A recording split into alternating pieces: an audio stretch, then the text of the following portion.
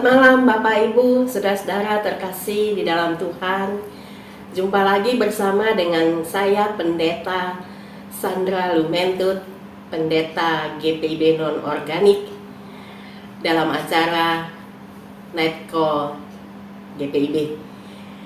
Baiklah, sebelum kita membaca dan merenungkan firman Tuhan malam hari ini, kita berdoa lebih dahulu. Bapa di sorga, pimpinlah kami Tuhan di saat kami akan membaca dan merenungkan firman-Mu di malam hari ini. Kuat kuasa Roh Kudus-Mu yang akan memberikan kami pengertian sehingga kami dimampukan untuk dapat mengerti dan melakukan firman Tuhan ini. Di dalam nama-Mu Tuhan Yesus kami alaskan doa kami. Amin.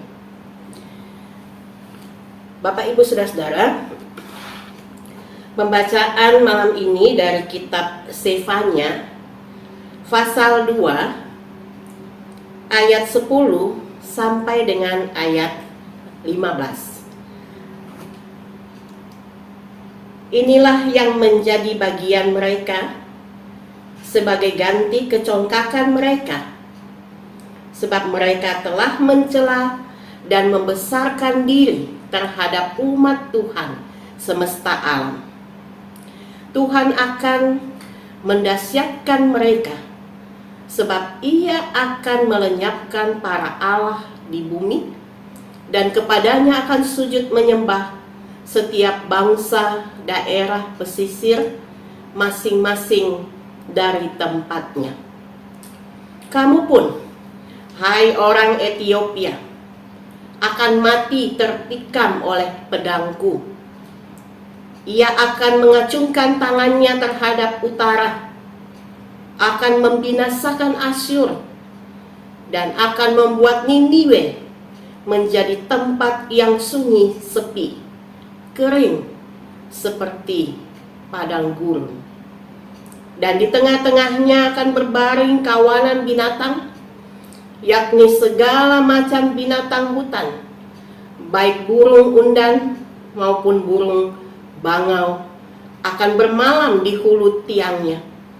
Burung ponggok akan berbunyi di tingkap, burung gagak di ambang pintu. Pemapan dari kayu aras telah tersingkap. Itulah kota yang beria-ria, yang penduduknya begitu tentram, dan yang berkata dalam hatinya, hanya ada aku dan tidak ada yang lain.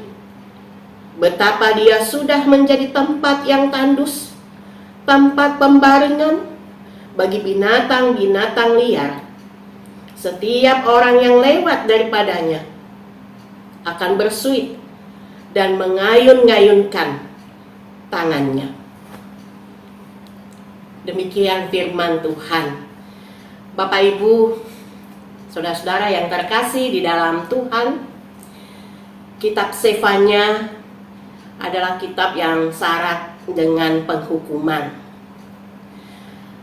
Pertama-tama kita lihat bahwa Tuhan menghukum Yehuda karena mereka hidup membelakangi Tuhan. Dan hari itu sangat dahsyat. Begitulah yang dikatakan oleh Nabi Sefanya. Dikatakan sebagai hari Tuhan. Apa itu hari Tuhan? Kita lihat Bapak Ibu saudara-saudara di dalam ayat 15. Hari kegemasan, hari kesusahan dan kesulitan, hari kemusnahan dan pemusnahan, hari kegelapan dan kesuraman, hari berawan dan kelam. Mengerikan. Itulah yang digambarkan oleh Nabi Sefanya tentang hari Tuhan. Dan pada saat itu Yehuda berada di titik paling rendah dalam kehidupan mereka. Mereka mengalami derita yang begitu berat. Dan pertama-tama Tuhan menghukum dengan membawa mereka dikuasai oleh bangsa asing. Saudara-saudara, ini menjadi kesempatan bagi bangsa asing atau bangsa lain merendahkan, mencela, menghina, mengolok-olok bangsa Yehuda. Mereka menganggap Yehuda sudah tidak punya gigi lagi. Mereka menganggap Yehuda sudah tidak bisa bangkit lagi, tidak berdaya. Padahal Bapak Ibu Saudara-saudara, siapa sih yang tidak tahu bangsa Israel pada waktu pemerintahan Raja Daud, itulah zaman keemasan, zaman di mana semua bangsa takluk kepada kebesaran Israel di masa Raja Daud. Tapi kini berbalik. Keadaan Yehuda sangat tidak berdaya di bawah kekuasaan bangsa lain.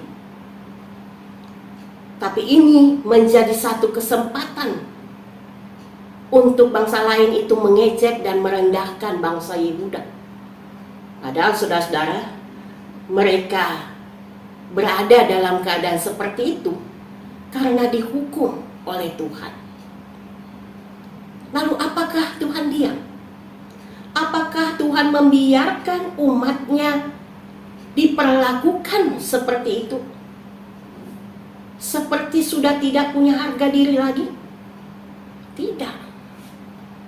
Perbuatan mereka diperhitungkan oleh Tuhan sehingga mereka tidak luput dari penghukuman. Kita bisa lihat, Bapak Ibu Saudara-saudara, pada ayat 10 ini dikatakan inilah yang menjadi bagian mereka sebagai ganti kecongkakan mereka, sebab mereka telah mencela dan membesarkan diri terhadap umat Tuhan semesta alam. Niniwe, Ethiopia, Asyur, bangsa-bangsa yang besar. Tapi karena kesombongan mereka, mereka dihukum oleh Tuhan. Dan firman Tuhan katakan, Tuhan membuat wilayah mereka jadi tandus, jadi kering, seperti padang gurun, tidak memberikan hasil. Dan yang ada hanya binatang-binatang liar. Saudara-saudara, penghukuman Tuhan ini tentu saja mau memperlihatkan kedaulatan Tuhan terhadap semua orang. Bahwa di hadapan Tuhan manusia sama. Siapa yang bersalah, mereka akan ditegur, bahkan dihukum. Pembacaan ini juga mau memperlihatkan kepada kita bahwa betapa Tuhan sangat tidak suka dengan kesombongan. Sehingga orang yang sombong akan direndahkan. Bapak Ibu Saudara-saudara, di sini kita diingatkan untuk selalu menjaga sikap, perilaku, tutur kata kita dalam kita berelasi dengan orang lain. Jangan kita merendahkan orang lain. Jangan kita menyepelekan mereka. Jangan kita menghina mereka. Sedikit saja kata-kata kita merendahkan mereka. Fatal, saudara. Orang itu menjadi sakit. Orang itu bisa sampai kehilangan semangat dalam hidup. Tuhan tidak ingin seperti ini. Tuhan ingin kita anak-anaknya hidup rendah hati, penuh kasih, sehingga hidup kita menjadi berkat, bukan menjadi batu sandungan. Bapak Ibu Saudara-saudara yang terkasih di dalam Tuhan, di sini juga dalam penghukuman Tuhan kita diingatkan untuk hidup beriman dengan sungguh kepada Tuhan. Jangan menduakan Tuhan. Jangan anggap diri kita hebat, diri kita mampu, diri kita besar, sehingga kita lupa Tuhan. Padahal siapa kita? Tanpa Tuhan kita tidak berarti apa-apa, saudara. Tanpa Tuhan kita tidak berarti kita tidak bisa berbuat apapun. Hanya dengan Tuhan kita kuat. Hanya dengan Tuhan kita boleh melewati segala goncangan-goncangan hidup. Berjalan bersama Tuhan, kita bisa menang atas segala macam tantangan kehidupan. Karena itu yang penting adalah kita hidup dalam persekutuan dengan Tuhan. Bergaullah dengan Tuhan dalam doa, dalam baca firman, dalam beribadah. Yohanes 15 ayat 5 katakan, barang siapa tinggal di dalam aku dan aku dalam dia, dia akan berbuah banyak. Sebab di luar aku, kamu tidak dapat berbuat apa-apa. Mari Bapak Ibu Saudara, kita memasuki tidur malam kita dan merenungkan firman Tuhan ini. Besok dalam perkenan Tuhan, kita punya tekad, punya semangat baru menjalani hidup, berjalan bersama dengan Tuhan supaya hidup kita selalu jadi berkat. Amin. Mari kita satukan hati kita naikkan doa. Bapa kami di sorga, terima kasih untuk firman Tuhan yang malam hari ini kami boleh dengar. Dan itu firman sungguh menguatkan kami.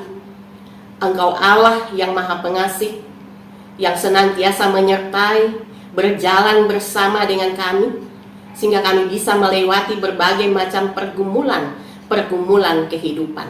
Ajar kami Tuhan untuk selalu menjaga perilaku, sikap, tutur kata kami, sehingga hidup kami jadi berkat bagi banyak orang.